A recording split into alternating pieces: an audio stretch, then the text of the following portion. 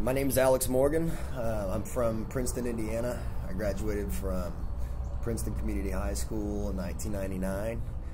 I'm a photographer, and just happened to fall into this at an early age. Whenever I was a kid, I'd hang out with my cousin and my uncle, and they were both photographers as well.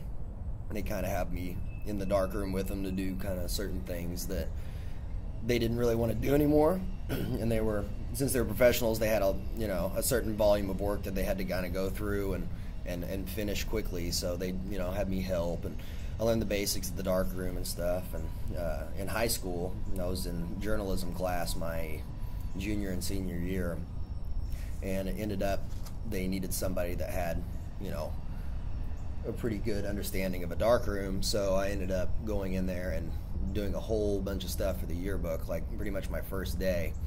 And they're kind of in a rut at the time, and I don't know, I ended up staying over the last period a couple of days in a row, and ended up pumping out pretty much 3/4 of the yearbook. So I got pretty good at that, and I guess whenever I graduated, I went to IU, and I'd say the first time that I ever got paid to shoot photos was in 1999, 2000, sometime in there. I shot a wedding, and it was in film, and I was terrified and didn't know what I was going to get, and you never know.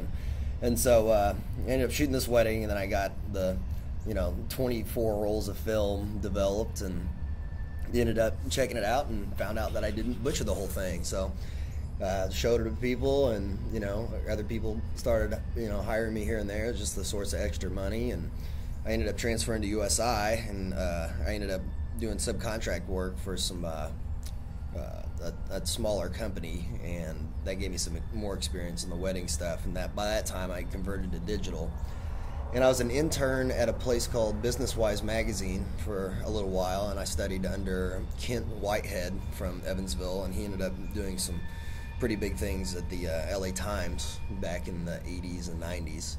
And so I learned a lot from him. And then pretty much nowadays that the technology is relatively affordable, I ended up starting my own company and doing my own thing for the last around the last 3 years.